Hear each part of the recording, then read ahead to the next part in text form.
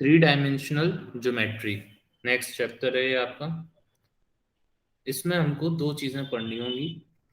एक हमको पढ़ना है इसमें लाइन, और दूसरा हमको पढ़ना है प्लेन।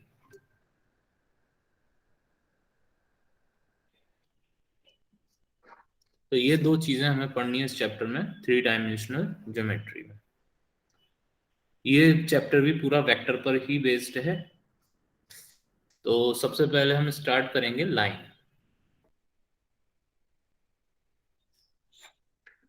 ये लाइन आप लोगों ने क्लास 11th में पढ़ी थी, स्ट्रेट लाइन, जिसमें हमने इक्वेशंस ऑफ लाइन पढ़ी थी अलग अलग फॉर्म में, कि जब लाइन दो पॉइंट से पास हो, जब लाइन एक पॉइंट से पास हो और उसकी स्लोप दी हो, and so on, intercept form. Same way में यहां पर भी हमको लाइंस की इक्वेशन देखनी है, लेकिन वेक्टर फॉर्म में। तो अब हम इसमें जो लाइन की इक्वेशंस निकालेंगे वो वेक्टर फॉर्म में फाइंड करेंगे। ठीक है, जैसे मान लीजिए कोई एक लाइन है ये, और आपको एक पॉइंट गिवन है इस लाइन पर, पॉइंट ए, जिसके पोजीशन वेक्टर गिवन है। तो जो पोजीशन वेक्टर ए का मान लिया मैंने ओ ए वेक्टर। ठीक है, तो ओ ए वेक्टर आपको गिवन है ए वेक्टर।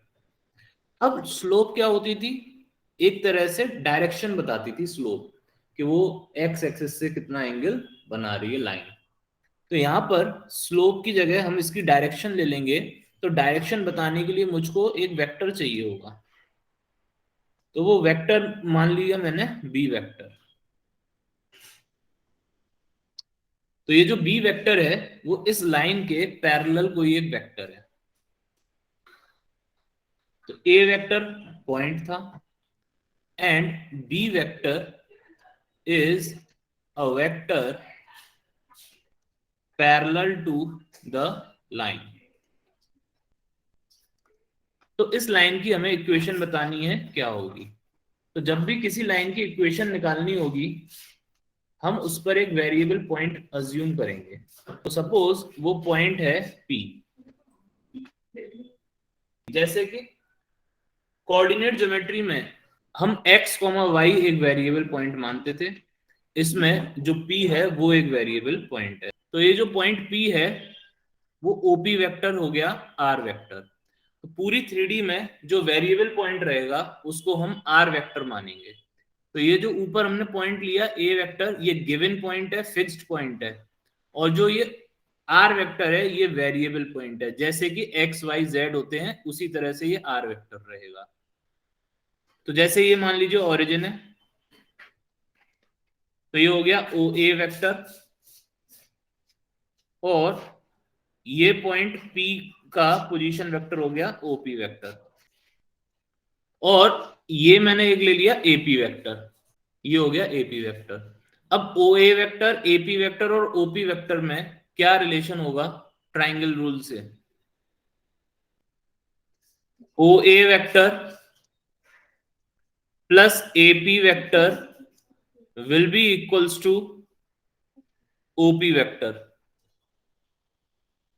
OA प्लस AP करेंगे तो ये OP वेक्टर आ जाएगा।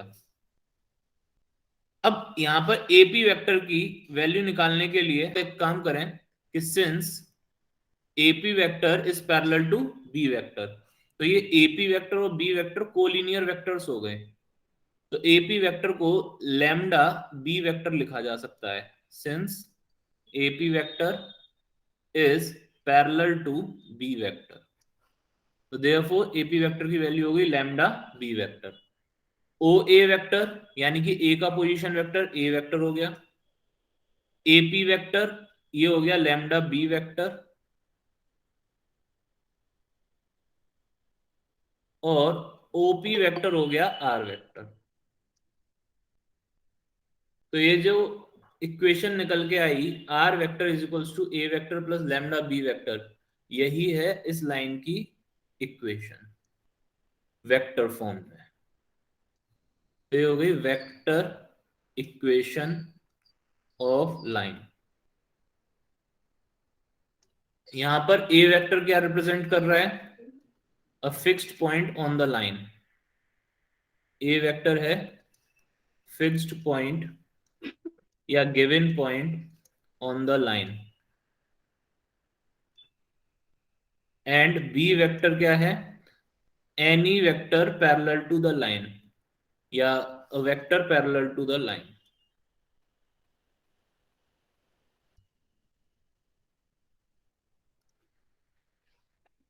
अब 3D चैप्टर में हमको हर चीज की दो तरह की इक्वेशन निकालनी होंगी, एक वेक्टर इक्वेशन और दूसरी कार्टेशियन इक्वेशन।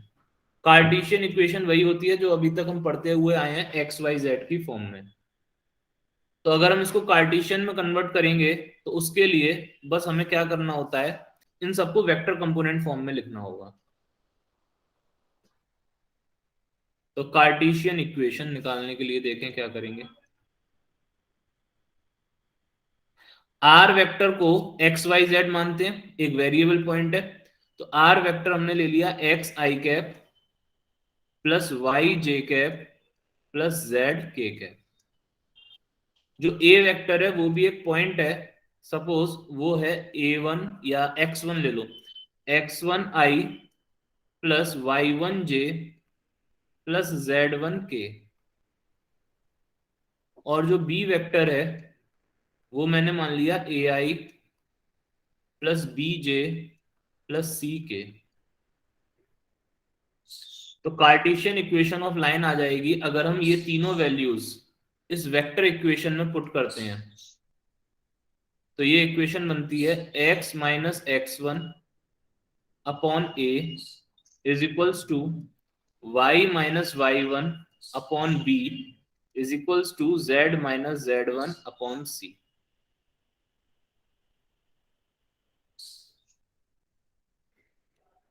अब पुट करके कैसे आया ये जरूरी नहीं है समझना, अगर चाहो तो बाद में बता दूंगा, उसकी अभी वैसे जरूरत है नहीं।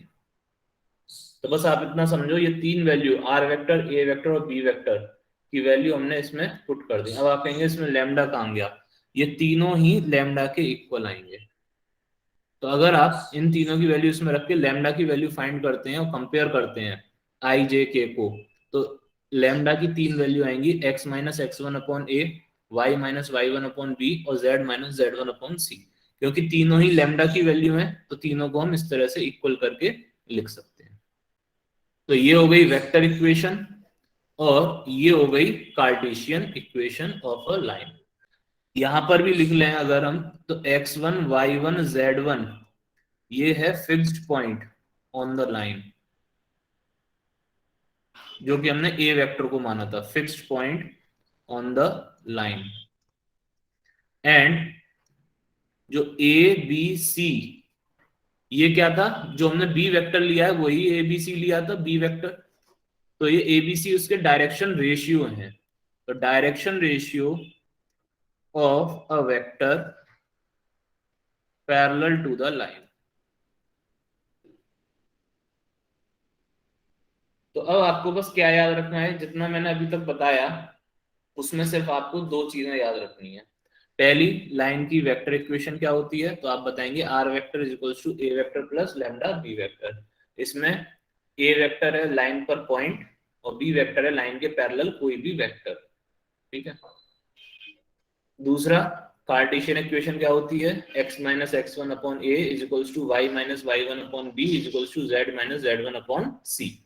यहाँ पर x1 y1 z1 क्या है, लाइन पर पॉइंट के कोऑर्डिनेट, और ए बी सी क्या है, उस लाइन के पैरेलल जो भी वेक्टर हमें पता हो उसके डायरेक्शन रेशियो। अब देखते हैं इस पर based questions. Find the vector and Cartesian equations of the line through the point.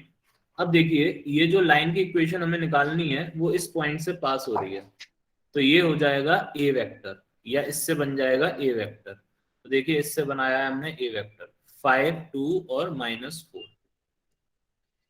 And the line is parallel to this vector. तो लाइन जिस वेक्टर के पैरेलल होती है उसको हम मानते हैं बी वेक्टर। तो ए वेक्टर और बी वेक्टर दोनों मिल गए अब हमको वेक्टर इक्वेशन निकालनी है और कार्टेशियन इक्वेशन निकालनी है। तो वेक्टर इक्वेशन होती है R vector is equals to A vector plus lambda B vector. तो ये आ गई इसकी वेक्टर इक्वेशन। अब इसमें कुछ सॉल्व नहीं करना है। नाउ कार्टेशियन इक्वेशन निकालने के लिए या तो हम डायरेक्ट फॉर्मूला अप्लाई करें, या मैंने आपको बताया आर वेक्टर की जगह क्या पुट करते हैं, एक्स आई वाई जे जेड के, और बाकी तो जो है सो पुट कर ही देंगे। अब जो चीज डेरिवेशन में मैंने आपको नहीं बताई थी, कंपेयर करके लैम्डा की वैल्यू निकालना, वो इन्होंने क्वेश्चन में सॉल्व करके दिखाई है। तो इसमें हमने आई वाले टर्म एक तरफ करे, तो आई वाला क्या है 5 और 3 लैम्डा, तो ये हो गया 5 plus 3 lambda i cap. J वाला है 2 प्लस 2 लैम्डा, तो 2 plus 2 lambda j cap, and ये हो गया के कैप। तो 5 plus 3 lambda is equals to x, तो lambda is equals to x minus 5 upon 3। 2 plus 2 lambda is equals to y, तो lambda is equals to आ जाएगा y minus 2 upon 2। Similarly हम z निकाल सकते हैं, सॉरी z से जो ये वाला तीसरा वाला है उससे लैम्डा की वैल्यू निकाल सकते हैं। तीनों से लैम्डा की वैल्यू सेम आ रही है, मतलब लैम्डा की वैल्यू ही आ रही है। तो x माइनस 5 भी लैम्डा की वैल्यू है, ये भी लैम्डा की वैल्यू है, और इससे जो आएगी वो भी लैम्डा की ही वैल्यू होगी। तो क्योंकि तीनों सेम क्वांटिटी की वैल्यू है, तो तीनों को हम इक्वल करके लिख सकते हैं। अब ये तो रही बात पूरा डेराइव करके, जरूरी नहीं है आप ये स्टेप्स लिखें ही लिखें। हम सीधे फॉर्मूला लगाएंगे x minus x one upon A is equals to Y minus Y one upon B is equals to Z minus Z one upon C. X one Y one Z one की जगह हम ये points रख देंगे, जो ये line जिसके through pass हो रही है 5 2 और -4, तो 5 2 और -4 रखेंगे तो माइनस माइनस हो जाएगा प्लस। और नीचे ए बी सी में हम डायरेक्शन रेशियो रखते हैं उस वेक्टर के जो लाइन के पैरेलल हो, और वो वेक्टर था 3 2 -8, तो ये इसके डायरेक्शन रेशियो हो गए 3 2 और -8। तो ये डायरेक्ट हमको कार्टेशियन इक्वेशन मिल जाएगी बाय दिस फॉर्मूला। नेक्स्ट देखें, अभी हमने जो लाइन की इक्वेशन पढ़ी उसमें गिवन था एक पॉइंट और एक वेक्टर जो कि उसके पैरेलल था। अब हम दूसरी कंडीशंस में लाइन की इक्वेशन निकालेंगे। जैसे क्लास 11th में क्या क्या कंडीशंस हमने पढ़ी थी, एक पॉइंट और स्लोप दिया होता था, यानी कि पॉइंट स्लोप फॉर्म। दूसरे में होता दो पॉइंट दिए होते थे, 2 पॉइंट, तब हम लाइन की इक्वेशन निकालते थे। फिर एक हमने पढ़ी इंटरसेप्ट फॉर्म, जिसमें दोनों इंटरसेप्ट एक्स इंटरसेप्ट और वाई इंटरसेप्ट दिए होते थे। एक हमने निकाली थी स्लोप इंटरसेप्ट, यानी कि जिसमें स्लोप और एक वाई इंटरसेप्ट दिया होता था। फिर हमने पढ़ी थी normal form, X cos alpha plus Y sine alpha is equals to P. तो इस तरह से हमने कई फॉर्म में लाइन की इक्वेशंस निकाली थी, सब में अलग अलग कंडीशंस दी होती थी। लेकिन एक चीज सब में कॉमन थी कि सब में दो कंडीशंस गिवन होती थी, पॉइंट और स्लोप। और यहाँ पर दो पॉइंट्स हो गई, दो कंडीशन। इंटरसेप्ट, इसमें एक्स इंटरसेप्ट और वाई इंटरसेप्ट दो चीजें दी है, एक स्लोप और एक इंटरसेप्ट हो गई दो चीजें। नॉर्मल फॉर्म में आपको नॉर्मल की डिस्टेंस दी होती थी और नॉर्मल का एंगल दिया होता था। तो ये दो कंडीशंस में हम लाइन की इक्वेशन निकालते थे। तो जो अभी हमने फर्स्ट इक्वेशन पढ़ी उसमें क्या क्या कंडीशन गिवन थी, लाइन पर एक पॉइंट और लाइन के पैरेलल एक वेक्टर। अब आपको कंडीशन गिवन है टू गिवन पॉइंट्स। तो देखें अब, equation of a line passing through two given points.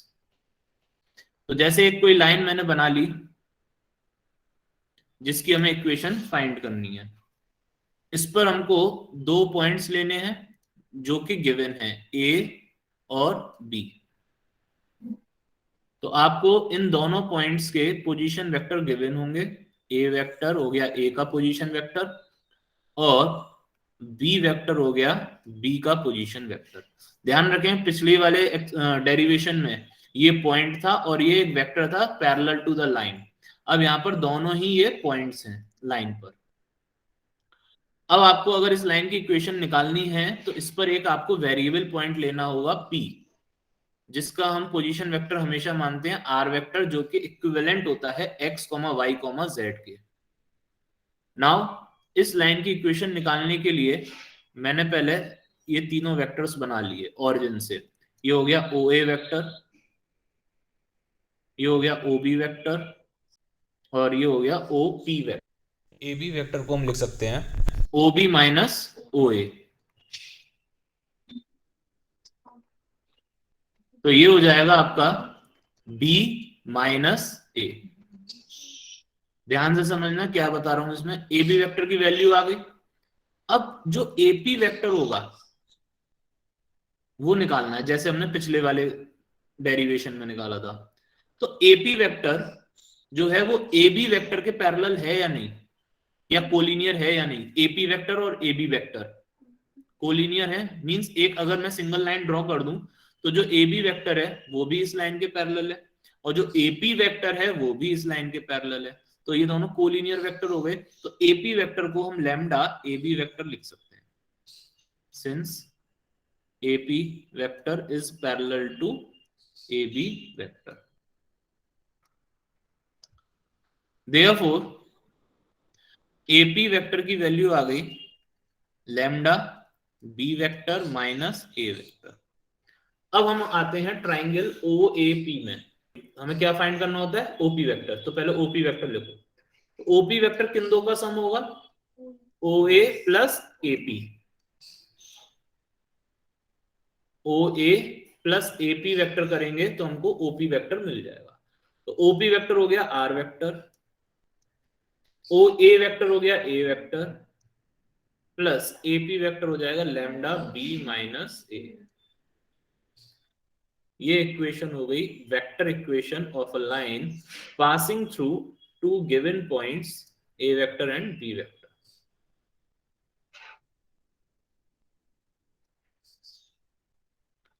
अब इसकी अगर कार्टेशियन इक्वेशन निकालनी होगी तो कार्टेशियन के लिए इसको हम कंपोनेंट फॉर्म में लिख ले रहे हैं। जो गिवन पॉइंट है x1i y1j z1k, इसको लिख रहे हैं दूसरा point x2i y2j and 3k, और इसको तो हम एक्स वाई जेड ही लेते हैं, एक्स आई वाई जे जेड के। ये दोनों फिक्स्ड पॉइंट है, जबकि ये एक वेरिएबल पॉइंट है। ठीक है, हाँ, तो ये जो तीनों वैल्यूज अगर हम अपनी वेक्टर इक्वेशन में पुट कर दें तो जो कार्टेशियन इक्वेशन आती है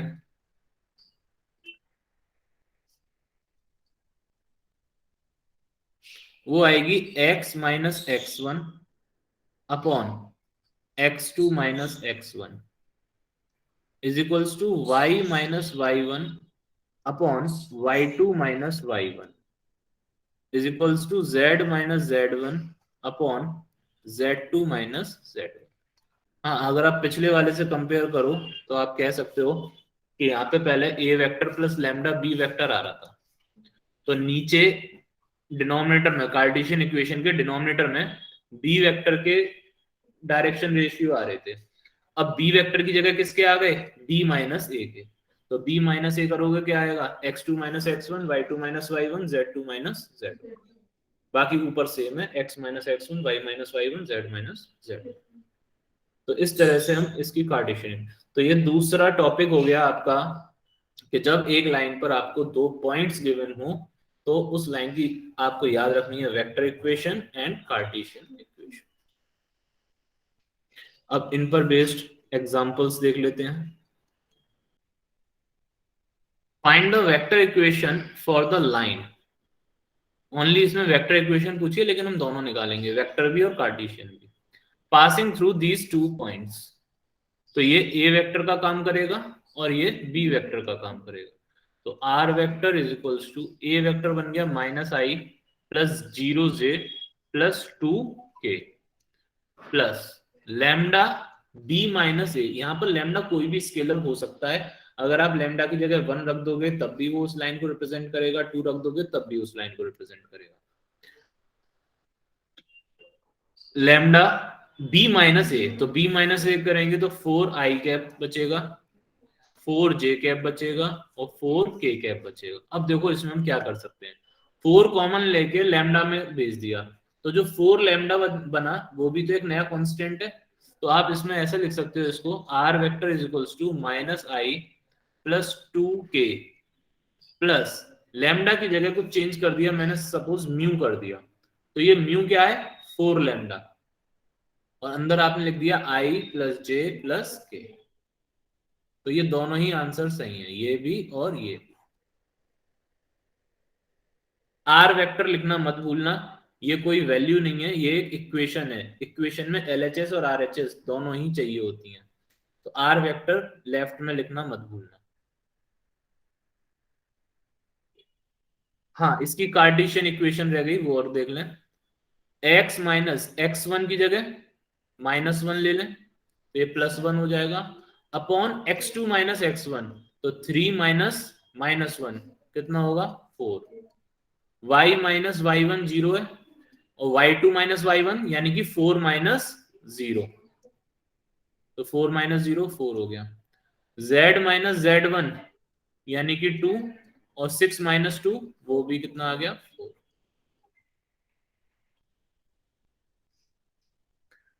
द कार्टेशियन इक्वेशन, अब देखो कार्टेशियन इक्वेशन दे रखी है, इसको वेक्टर में कन्वर्ट करना है। तो पहले यहां पर x1 y1 z1 पहचानो कितने बनेंगे, x माइनस x1 है ना ये, तो x1 कितना हुआ -3, y माइनस y1 5 और z माइनस z1 -6। अब एबीसी पहचान हो गया, यानी कि direction ratio of the vector parallel to the line 2 4 2, ये बनाएगा आपका इसमें ए वेक्टर और ये बनाएगा बी वेक्टर, और लाइन की equation R vector is equals to A vector plus lambda. ये सबसे स्टैंडर्ड इक्वेशन, सबसे ज्यादा यूज होने वाली इक्वेशन, तो ये इक्वेशन हम सबसे ज्यादा यूज करेंगे।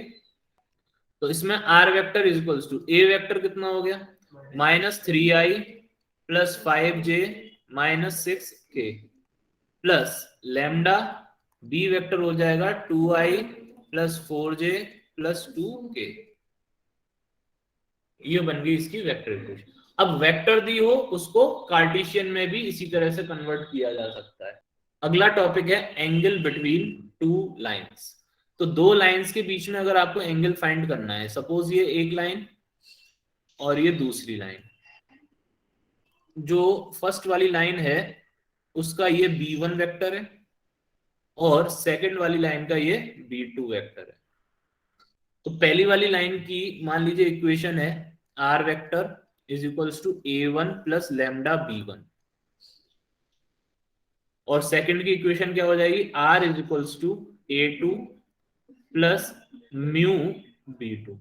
अब आप कहेंगे सर आपने r की जगह r1 r2 क्यों नहीं लिया? जब इक्वेशन लिखते हैं, जैसे एक इक्वेशन लिखी 2x plus 3y is equals to 7, और दूसरी हमने लिखी equation x minus 2y is equal to 2, तो यहाँ पर क्या x और y में आपने कोई चेंज किया? x और y तो वही रहेंगे ना। तो ऐसे ही x और y क्या होता है r वेक्टर, तो इसलिए r वेक्टर सब में कॉमन रहता है, r वेक्टर चेंज नहीं होता। चेंज होते हैं तो बाकी दो चीजें a1 और b1 और ये लैम्डा, ठीक है, स्केलर को चेंज कर देंगे। तो ये क्या बता रहा है सेकंड लाइन की इक्वेशन, कि ये जो सेकंड लाइन है वो b2 के पैरेलल है और a2 से जा रही है, और ये इक्वेशन बता रही है कि ये b1 के पैरेलल है और a1 से पास हो रही है। तो अगर मैं b1 और b2 के बीच का एंगल निकाल लूं, तो वही तो L1 और L2 के बीच का एंगल होगा, दोनों लाइंस के बीच का एंगल।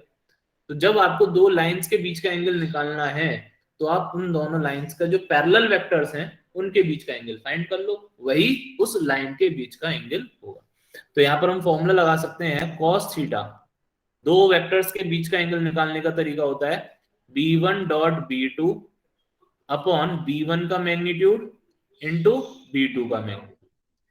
अब इससे ये पॉजिटिव भी आ सकता है, नेगेटिव भी आ सकता है, डॉट प्रोडक्ट करके b1 b2 का पॉजिटिव भी हो सकता है और नेगेटिव। लेकिन अगर आपसे देखा जाए, देखो ये जो दो लाइन है इनके बीच में एक तो ये एंगल बन रहा है और एक ये भी एंगल बन रहा है, यानी कि दो लाइन के बीच में हमेशा एक एक्यूट एंगल बनता है और एक ऑब्ट्यूज एंगल बनता है। अगर क्वेश्चन में कुछ नहीं कहा गया है कि एक्यूट फाइंड करना है ऑब्ट्यूज, तो जो आ रहा है वही आप निकाल के आइए। और अगर क्वेश्चन में कहा है कि एक्यूट एंगल फाइंड कीजिए, तो आप cos थीटा को पॉजिटिव ले लेंगे, इधर मॉड्यूलस लगा दीजिए ऊपर, तो cos थीटा की वैल्यू कैसी आएगी, पॉजिटिव, और फिर उससे जो एंगल निकल के आएगा वो एक्यूट एंगल निकल कर आएगा। ऑब्ट्यूज पूछा हो तो 180 में से माइनस कर देना। भाई एक्यूट और ऑब्ट्यूज दोनों में क्या रिलेशन है, देखो जरा, दोनों का सम 180 होगा। अब अगर ये दोनों लाइन की इक्वेशन कार्टेशियन फॉर्म में दी हो तो एंगल कैसे निकलेगा, तो देखो पहली लाइन की इक्वेशन होगी x minus x1 upon a1, y minus y1 upon b1 और z minus z1 upon c1। दूसरी इक्वेशन लाइन होगी x minus x2 upon a2, y minus y2 upon b2 और z माइनस z2 अपॉन। ये जो ऊपर वाली line है वो किस पॉइंट से पास हो रही है, x1 y1 z1, और उसका जो पैरेलल वेक्टर है b1 वेक्टर वो है a1i b1j c1k। सेकंड वाली लाइन पास हो रही है x2 y2 z2 से, और उसके जो पैरेलल वेक्टर है उसका है a2i plus b2j plus c2k। तो हमें एंगल निकालने के लिए किससे मतलब है, a1 b1 c1 और a2 b2 c2 से। तो ये जो b1 वेक्टर था वो ये था और b2 वेक्टर था ये, तो दोनों का क्या करना है हमें, डॉट प्रोडक्ट। तो इन दोनों का डॉट प्रोडक्ट क्या होगा, a1 a2 plus b1 b2 plus c1 c2 upon b1 का मैग्नीट्यूड क्या होगा, under root a1 square plus b1 square plus c1 square, और b2 का मैग्नीट्यूड हो जाएगा a2 square b2 square c2 square.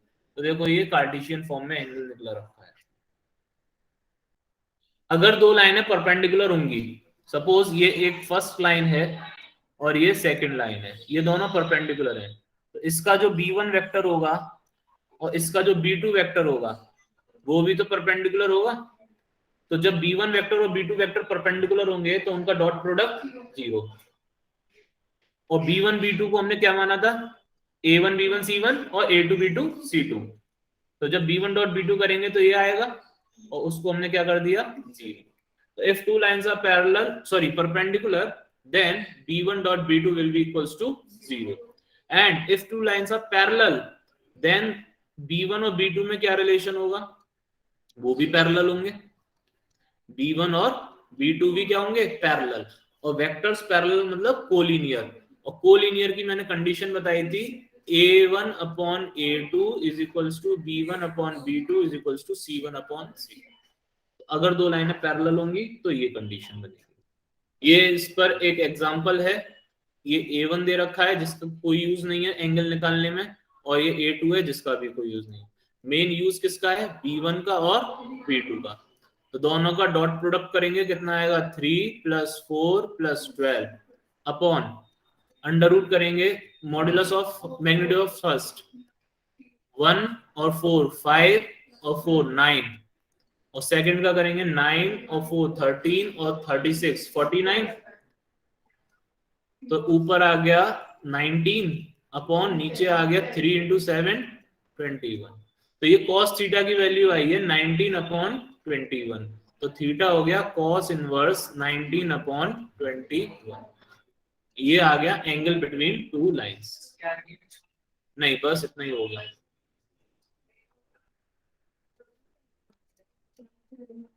अब अगर कार्टेशियन फॉर्म में दी हो तो हमें बस क्या पहचानना है, b1 और b2, डॉट प्रोडक्ट करके मैग्नीट्यूड निकाल देंगे, आंसर आ जाएगा।